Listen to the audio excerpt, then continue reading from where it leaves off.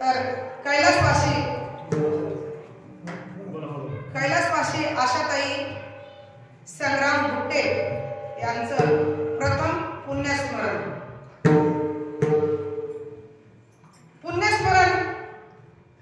हा सोहळा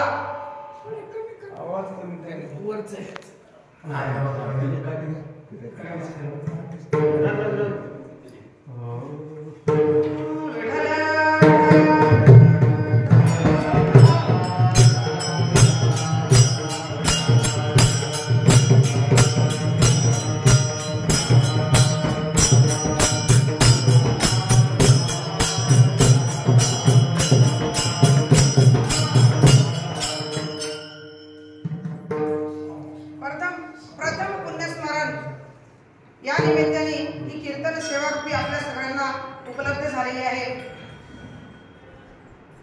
या सेवेसाठी अभंग निवडलेला आहे जगद्गुरु जगतवंदनीय तुकाराम महाराज यांचा 4 चरणाचा अभंग आहे। या अभंगामधून भक्ती कशी करावी, कोणती भक्ती आपल्या मानवाच्या उद्धारासाठी आहे याचा 4ही कडव्यामध्ये वेगवेगळ्या धोरणातून प्रमाण दिलेले आहे आणि ते आपण वेळेत सोडू 2 तासाच्या आत सर्व त्याच्यापेक्षा काही संपायचे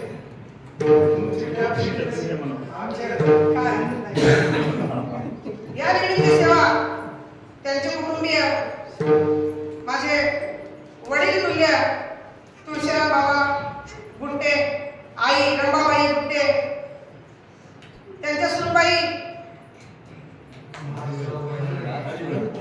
हरुबाई गुट्टे आणि आशाताईचे पती संग्राम गुट्टे आणि त्यांच्या 2 चिमुकल्या मुली, एक राधिका संग्राम गुट्टे आणि एक हिमांशी संग्राम गुट्टे, असा हा सर्व परिवार आणि त्यांच्या आमंत्रणाला मान देऊन आपण इथे सर्व मिळून सेवा करत आहोत।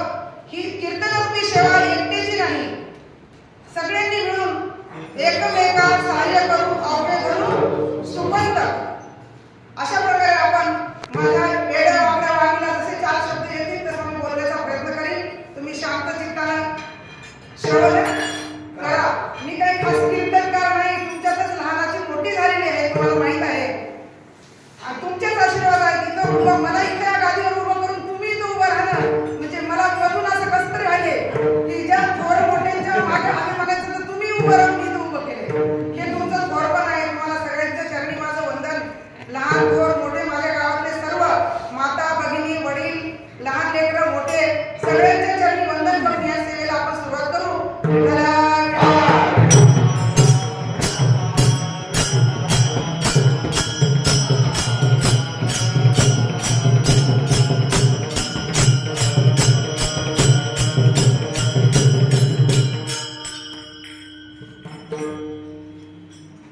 पहिला प्रश्न असा येतो की वर्ष श्राद्ध म्हणजे काय? माहित असतं सगळ्यांना, पण सांगायला लागतं आपली लोक भरल्यावर थोडंसं त्याविषयी बोलावं लागतं म्हणून की वर्ष श्राद्ध म्हणजे मृत्यूनंतर 1 वर्षानं जी विधी आपण करतो त्या विधीला वर्ष श्राद्ध असं म्हणतो। तसं बघितलं तर ज्या आशाताई आहेत त्यांचं काही मृत्यूचं वय नव्हतं, त्यांचं काही असा मोठा कार्य करण्यासारखा आपल्याला काही एवढा आनंद नाही, पण हे पडली या रूढी जगावर चालवी व्यवहार सत्य म्हणून आणि ग्रंथामध्ये शास्त्रामध्ये सांगितल्याप्रमाणे वागायचं म्हणून हा विधी आपल्याला करायचा आहे।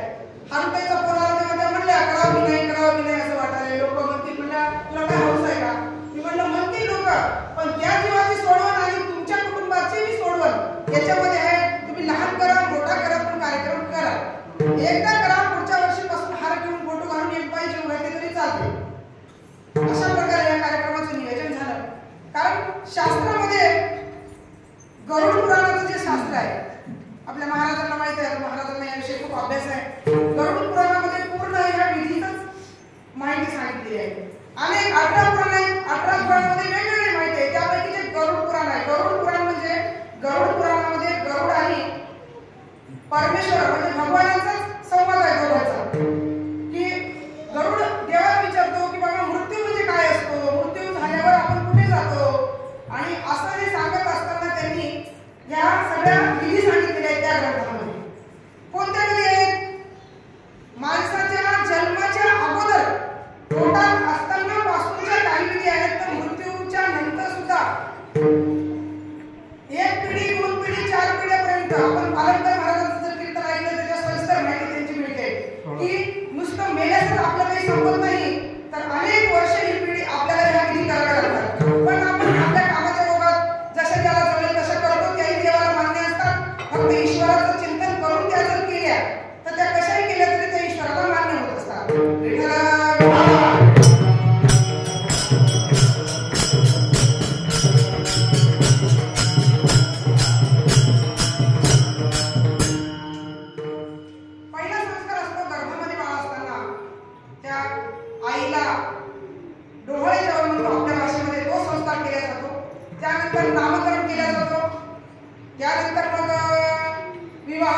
मोठे मोठे मोठे असे जर बघितले मृत्यू आणि त्यानंतर 10वा 13वी आणि वर्ष श्राद्ध महत्वाचे बाकी असे 16 संस्कार आहेत. हे सगळे 16 पैकी नामकरण एक महत्वाचं आहे, कारण या पृथ्वीवर जन्माला आलेल्या प्रत्येक व्यक्तीला कोणतं ना कोणतं नाव आपल्याला द्यावं लागतं, म्हणून नामकरण 16 महत्वाचं.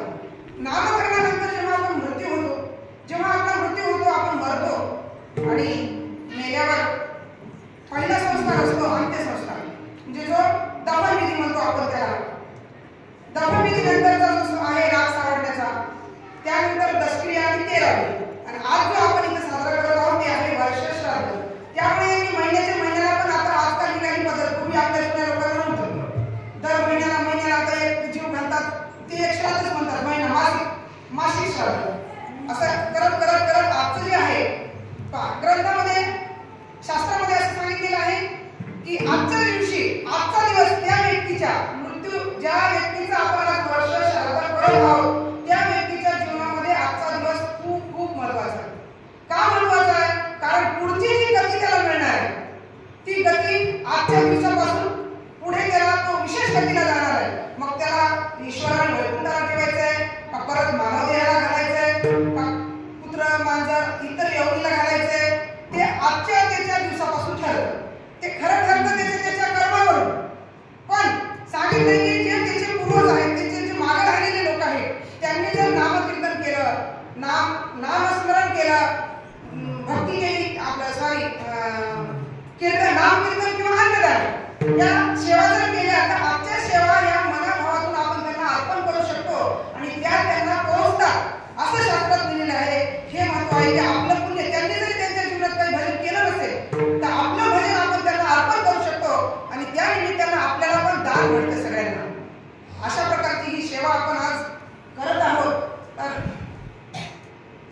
जरी दुःखाची घटना असली, जरी आवड वाटण्यासारखंच आहे, कारण 2 चिमुकल्या मुली आहेत. माझी कळकळीची विनंती आहे हरताईंना की त्या 2 मुली, ही ताई लहान झाली आणि तुमच्या घरात आली असं समजून त्यांना तुम्ही मोठं करावं, त्यांना शिक्षण द्यावं आणि त्यांना योग्य मार्गाला लावून तिचं नाव अमर करावं.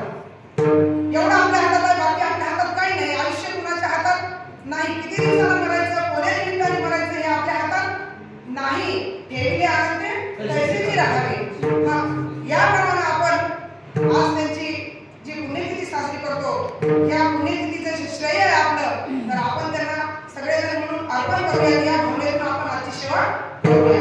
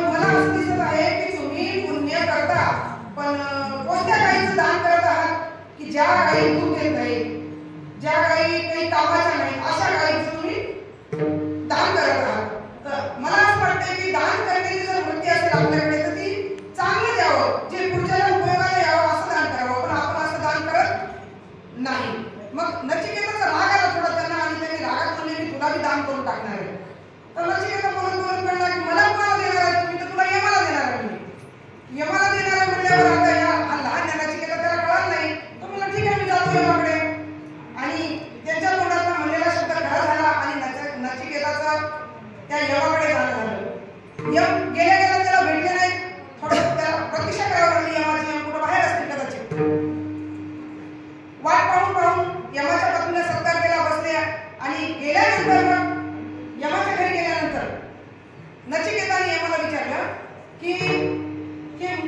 संसार म्हणजे काय आहे, मृत्यू म्हणजे काय आहे, का लोक हे करतात, म्हणजे अशा सगळ्या प्रकारचे प्रश्न तो विचारतात. मग हे विचारत असताना नचिकेताला त्या यमाकडून जो बोध झाला तो मला वाटतं आपल्या गरुड पुराणामधली गोष्ट आहे की ह्या सगळ्या विधीचं त्यांनी सविस्तर दिलं. जे मी आता तुम्हाला सांगितलं की ह्या क्रिया का कराव्या लागतात आणि माझ्यापर्यंत आल्यावर काय काय करावं लागतं, तर ह्या त्या नचिकेताला सर्व गोष्टी त्यांनी सांगितलेल्या आहेत. म्हणजे मृत्यू नंतर पण काहीतरी असतं की याच्यावर उघडं येतं. आपल्याला वाटतं की मेलो म्हणजे गेलो, काहीच नाही, पण आता शास्त्रावर आपल्याला विश्वास ठेवावाच लागतो. शास्त्र हेच आपल्याला प्रमाण आहे की मृत्यू नंतर पण एक प्रवास असतो आपला. काही लोकांचं असं म्हणणं असतं की मेलं म्हणजे गेलं, काही नाही. काही लोक असं म्हणतात की मेलं की लगेच दुसऱ्याच्या देहात आपण जातो. तसंही कुठं कुठं वाचण्यात येतं की हा देह सुटला की आपण दुसऱ्या देहात जातो, पण लगेचही नाही जात. अनेक गोष्टी करून आपण अनेक जणांचं ऐकलंय की हा जो मृत्यू नंतरचा जो आत्मा आहे, आपण आत्माच म्हणू त्याला, की तो वर्षभर प्रवास करून करून आज शेवटच्या क्षणी एकदा त्याला देवाच्या समोर उभं राहावं लागतं आणि उभं राहून देव त्याची सगळी मग मागची स्टोरी बघतात. त्याने किती पुण्य केलेलं आहे, किती पाप केलेलं आहे आणि त्याच्या हातून कुठले कुठले कार्य घडले आणि याला कोणती आता सद्गती आपण द्यायची आहे. अशा प्रकारे सगळा विचार करून त्याला पुढचा मार्ग दिला जातो.